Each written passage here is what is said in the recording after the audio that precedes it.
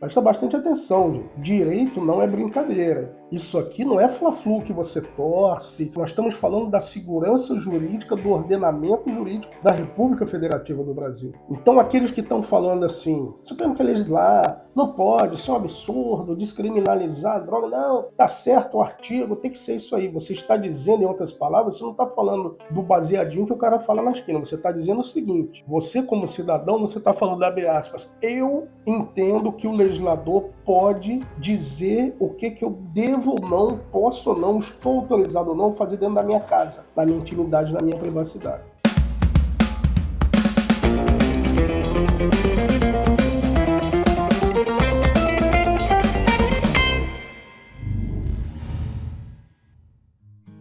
Olá pessoal, tudo bem? Prazer em revê-los aqui. Agradeço muito a audiência. O pessoal lá no perfil no Instagram tá bem legal, um engajamento bacana, né? Pessoal, eu vou falar hoje a respeito do julgamento que vai ocorrer no próximo dia 21 no Supremo Tribunal Federal a respeito do artigo 28 da Lei Antidrogas. Tá circulando aí na mídia, na internet, né? O pessoal tá chamando de que o STF julgar descriminalização das drogas. Não é bem assim, não é isso que está sendo julgado ali e eu vou esclarecer isso para vocês. É importante, pessoal, a gente buscar o conhecimento jurídico, entender, porque são questões importantes da nossa nação, são questões importantes para a vida republicana da sociedade brasileira e, mais uma vez, a grande mídia adora fla-flu, adora polarização, mas, pessoal, não é questão de polarizar, não é questão de ser contra ou a favor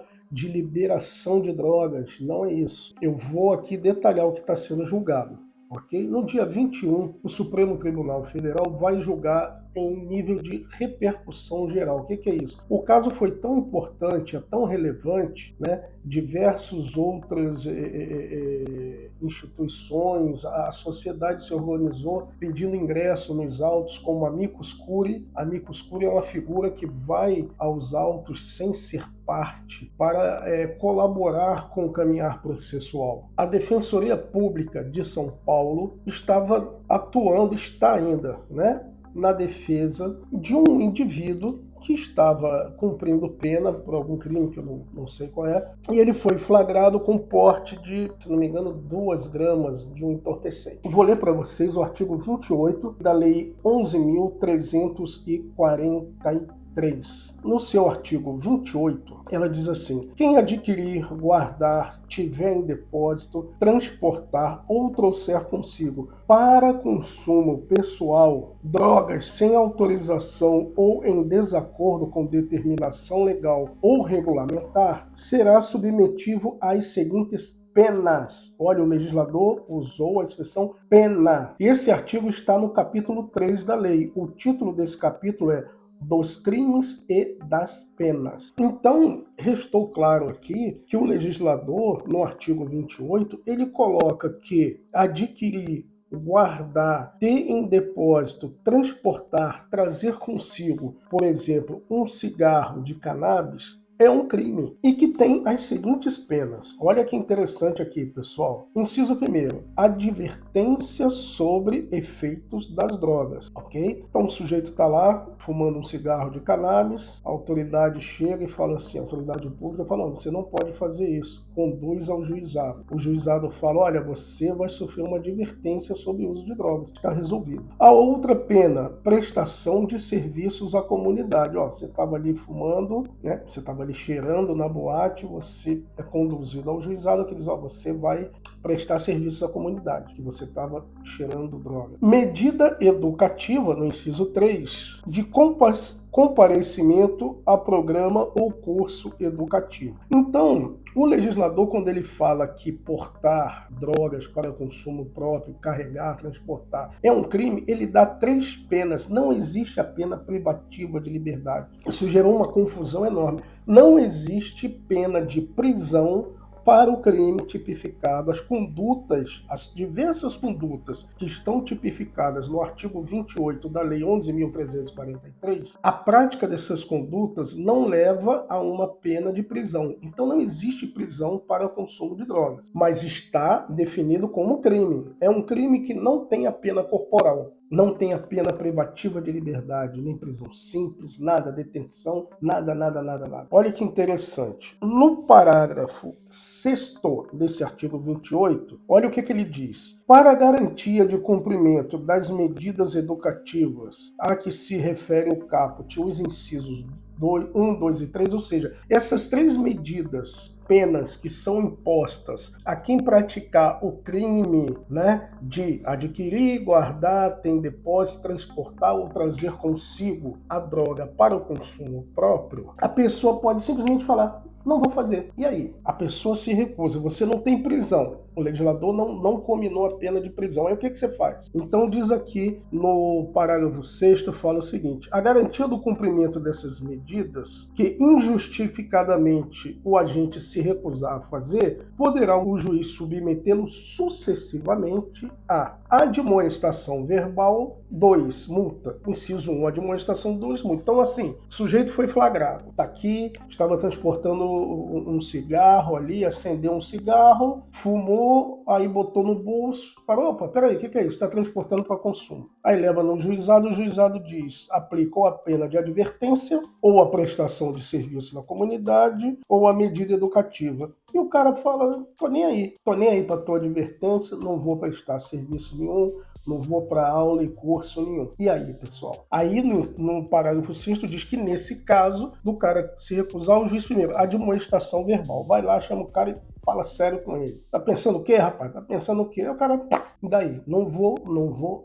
E aí o juiz pode aplicar uma multa. E aí encerra-se, tá? Isso é o que diz a lei. Agora, o que é que vai ser julgado pelo Supremo, pessoal? E aí é que eu chamo vocês, pessoal, vamos procurar entender, compreender com tecnicidade jurídica o que está acontecendo para a gente ter uma opinião. Eu não vou trazer aqui agora o debate sobre drogas. O debate sobre criminalizar ou não a conduta de usar drogas não é o objeto aqui do meu espaço. O meu espaço é para a análise técnica jurídica das decisões, dos fatos jurídicos, né, que tomam esse espaço na mídia, na nossa vida. O indivíduo estava cumprindo pena, ele foi flagrado. O juiz lá de São Paulo condenou ele a essa prestação de trabalhos coletivos. A Defensoria Pública de São Paulo, num trabalho combativo, e aí eu quero abrir um espaço aqui para elogiar os defensores públicos do Brasil. A advocacia criminal pública são guerreiros, são heróis. O volume de trabalho que eles têm, são advogados extremamente capacitados, com uma reserva técnica enorme, possuem uma reserva técnica intelectual impressionante, os defensores públicos. E a Defensoria Pública de São Paulo, a defensora dele falou assim: ei, peraí, esse artigo 28 ele é inconstitucional. Mas por que ele é inconstitucional? Pessoal, o que eu mais vejo aqui toda hora são as pessoas, os grupos polarizados debatendo liberdade. Liberdade, querem interferir na minha liberdade, pela minha liberdade eu mato, eu morro. Ok, o artigo 5º da nossa Constituição, no inciso 10º, ele assegura aos cidadãos brasileiros, aos indivíduos, a inviolabilidade de sua intimidade e da vida privada. O Estado não pode se meter na intimidade de ninguém. A intimidade e a privacidade, elas são bens jurídicos, elas não são disponíveis. Ninguém pode transacionar sua intimidade, sua liberdade, sua privacidade. Elas não podem ser objetos de negócios jurídicos. São bens indisponíveis. E o Estado não pode invadir. Então a Defensoria Pública está questionando o seguinte: ei, peraí, o Estado pode dizer, quando o Estado, quem legisla direito penal é o Estado na sua competência federal, o ente União. O ente federal, o Estado brasileiro, ele tem vários entes federados, a União, os Estados membros e os municípios. O direito penal, só quem legisla direito penal no Brasil é a União. Então o Estado brasileiro, enquanto o Estado federado, a República Federativa do Brasil, ela pode criar uma lei que diga, por exemplo, aquela pessoa que beber na sua casa uísque, caipirinha, cerveja num churrasco de domingo e ficar bêbada. Ela é obrigada a prestar serviços à comunidade. Pode isso? Veja bem, vou repetir, eu não vou entrar no debate das drogas, se é lícito, se não é, o que pode, o que não pode. Eu estou trazendo o raciocínio jurídico. Pessoal, pode, na República Federativa do Brasil, o Poder Legislativo produzir uma lei que diga o que o indivíduo, o cidadão brasileiro, pode ou não pode fazer na sua intimidade, na sua privacidade, do seu lar, da sua casa, ou de onde ele estiver, a gente sabe que as limitações, elas existem. O Estado obriga o motociclista a usar capacete. Em tese, ele tem liberdade de falar, a cabeça é minha, eu bato com a cabeça onde eu quiser, a vida é minha. Se eu quiser sair de moto e cair, bater com a cabeça no meio-fio e morrer, é problema meu. É minha liberdade. Sou livre para viver e sou livre para morrer. Liberdade plena é isso. Eu escolho os riscos que eu quero correr, eu escolho se eu vou morrer ou não, mas há uma limitação. E o Estado chega e fala, não, você não escolhe não. E o Estado brasileiro, aqui na República Federativa do Brasil, os cidadãos, os indivíduos, têm que usar capacete e proteger a sua cabeça. Tem que usar cinto de segurança. Se tomar um goró e sair de carro é crime de trânsito, dirigindo alcoolizado. Então, as limitações, elas existem. Mas aqui nós estamos num caso peculiar, porque se fala o seguinte, o Poder Legislativo pode produzir uma lei que vá controlar o que você faz na sua intimidade, no seu momento íntimo. Pode dizer assim, eu não quero que você fique bêbado em casa, você só pode tomar 2 doses de uísque, ninguém pode tomar um pack de 12 latinhas, de 6 latinhas em casa e ficar doidão. A Defensoria Pública de São Paulo, ela saiu da questão da droga e foi no seguinte, o legislador pode criar uma norma penal que está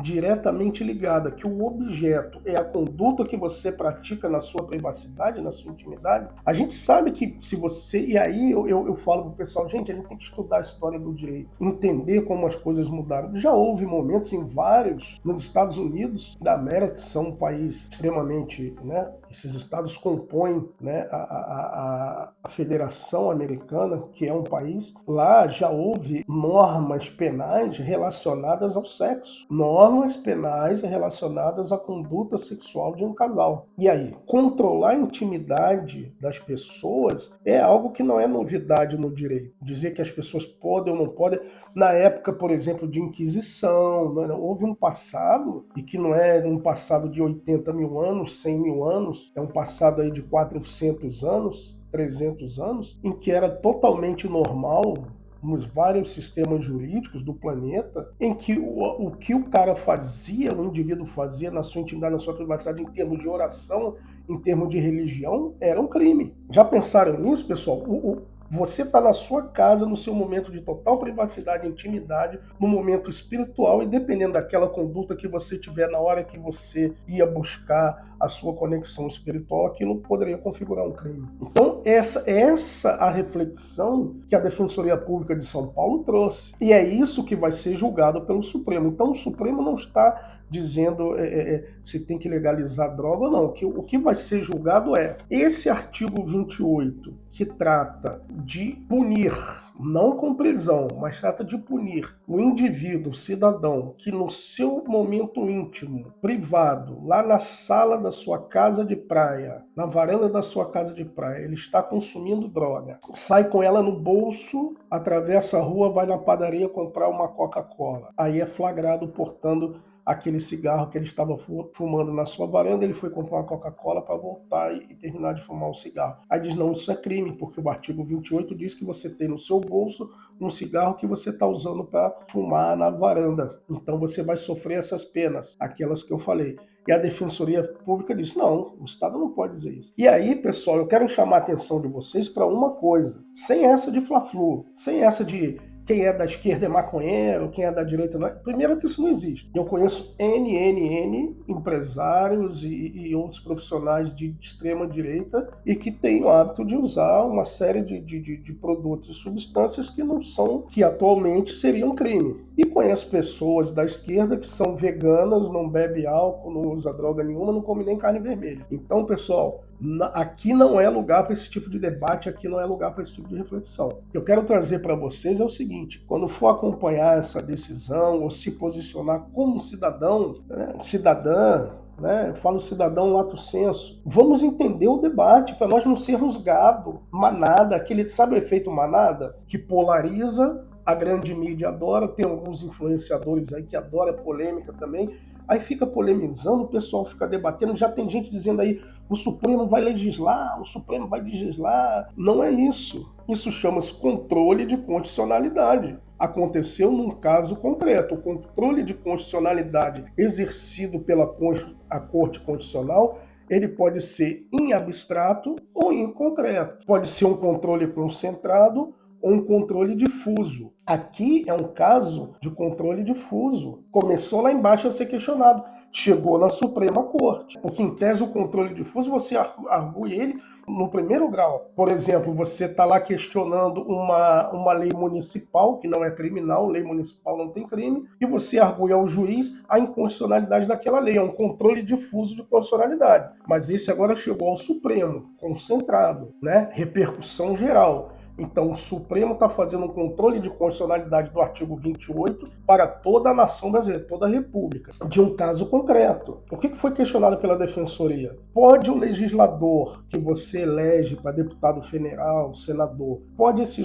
legislador chegar lá e produzir uma lei para dizer o que você pode ou não pode fazer dentro da sua casa em relação a você? Não estou falando botar música alta e incomodar o vizinho. Pode o legislador dizer quantos copos de uísque você vai beber, quantas garrafas de vinho, se você vai usar uma droga que não está ainda liberada, enfim, aí tem outras questões aí que eu não vou abrir o debate. Mas o julgamento do Supremo é esse. Então ficar dizendo que o Supremo está legislando, isso não é correto, gente. Faz parte da atribuição do Supremo Tribunal Federal resolver controvérsia. Aliás, ele existe para isso. O Supremo Tribunal Federal existe para isso, para solucionar controvérsias e demandas suscitadas relacionadas à Constituição. No caso, a Advocacia Pública, a Defensoria Pública do Estado de São Paulo, levantou a mão e falou: Supremo, pode o legislador dizer que quem usar, por exemplo, fumar um cigarro de maconha é obrigado a prestar serviço público? Ele tem o direito de fazer isso? Por quê, pessoal? Se nós entendermos que sim, presta bastante atenção, gente. Direito não é brincadeira. Isso aqui não é fla-flu que você torce.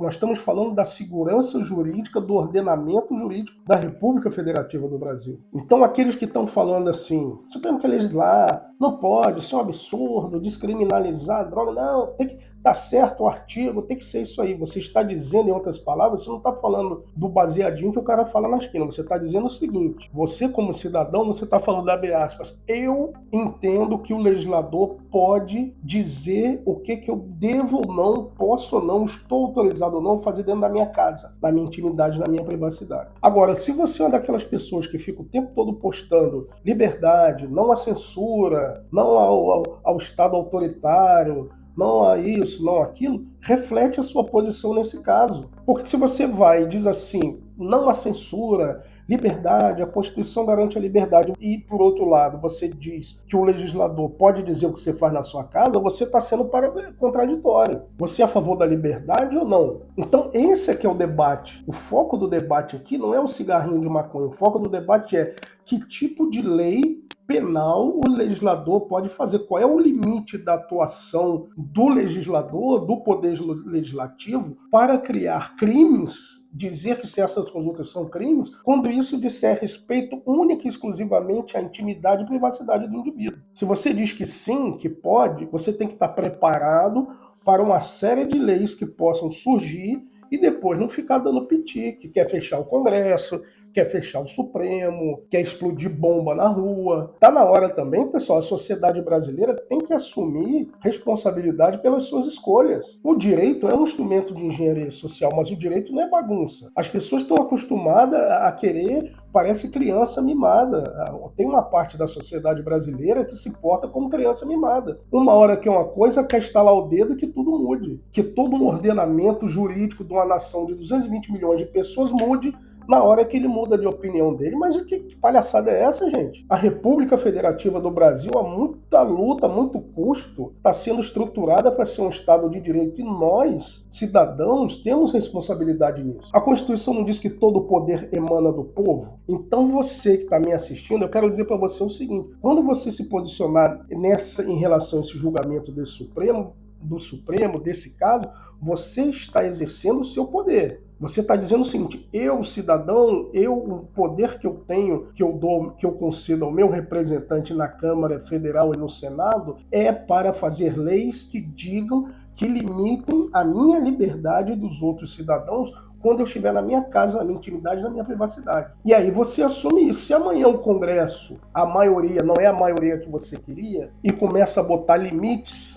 dizer que não pode fazer isso, nem aquilo outro dentro de casa, aí você vai querer o quê? Fechar o Congresso? Se foi você que legitimou, você que postou na rede social que é um absurdo o STF querer legislar, que olha só a violação dos poderes, você não sabe o que está acontecendo, você não se inteirou dos fatos e está dando uma opinião, está adotando uma posição que legitima que o legislador, que o Estado, limite a sua liberdade. Olha que loucura. Pessoal, vamos refletir. Olha, eu vou te fazer um convite. Eu escrevi um livro com muito carinho, com muito cuidado, tá? Por que aprender o direito? A importância. É um livro curto, tem 40 e poucas páginas, trazendo a reflexão dos temas básicos do que é o direito. Porque a pessoa está aqui dando opinião, discutindo, debatendo em grupo de WhatsApp se o Supremo deve ou não, a criminalização, o que é, o que não é dessa votação, e nem ao menos ela parou para refletir o que é o direito. O que é o direito como ciência, como fato social. E eu falo isso no livro, o que é o direito desde da pré-história. Nesse livro eu menciono a evolução histórica do direito, até chegar aos dias de hoje, as questões sociais, antropológicas, econômicas relacionadas ao processo jurídico, ao ordenamento jurídico. Eu faço um pedido, não é nem uma sugestão, um pedido, cara. Vai lá no meu perfil no Instagram, eu não sei se o pessoal da técnica botou aqui no YouTube. Eu vou pedir para colocar aqui no YouTube também, para quem for inscrito no canal. Vai lá e baixa esse livro, gente. Por favor, lê o livro antes do dia 21. É grátis, o meu livro é grátis. Você baixa, lê o que é o direito para você entender o que está em questão no dia 21. Não é o cigarro de maconha, não é a cocaína do cara, não é sei lá o quê. Não é se o cara vai chegar em casa e encher a lata de cachaça. Eu poderia dizer, o Estado poderia dizer, o cara enche a lata de cachaça e bate na mulher, bate no filho. Então, a partir de agora, está proibido. Se algum vizinho vê alguém bebendo mais de tantas latas de cerveja, a polícia bate na porta, bota o bafômetro e leva preso. É isso que a gente quer? É esse poder que a gente quer conceder ao legislador? Sim ou não? Então, pensa no que você quer conceder ao legislador. Pensa no que você entende que é o limite da atuação do poder legislativo em relação à sua intimidade e à sua privacidade. É isso que está em questão. É isso que vai ser decidido no dia 21, que é o objeto desse julgamento do dia 21 pelo Supremo Tribunal Federal. É a constitucionalidade de uma lei, de um artigo de uma lei que defina como crime condutas que o indivíduo pratica na sua intimidade e na sua privacidade. Tá bom, pessoal? Olha, para quem não me conhece, meu nome é Antônio Valença, eu sou advogado criminalista, jurista. Eu agradeço muito você ter ficado comigo aqui meia hora, 30 minutos, acompanhando aí eu desenvolver esse raciocínio. Dá uma lida nesse livro, é rápido, a leitura é gostosa, é fácil, você vai ler assim, você vai sentar, vai ler em meia hora, 40 minutos, você vai ler o livro, vai entender o conceito do direito e aí assiste esse julgamento. Vamos ter uma opinião técnica a respeito de fatos tão importantes para a nossa vida. Né? Obrigado por tudo, uma excelente semana a todos.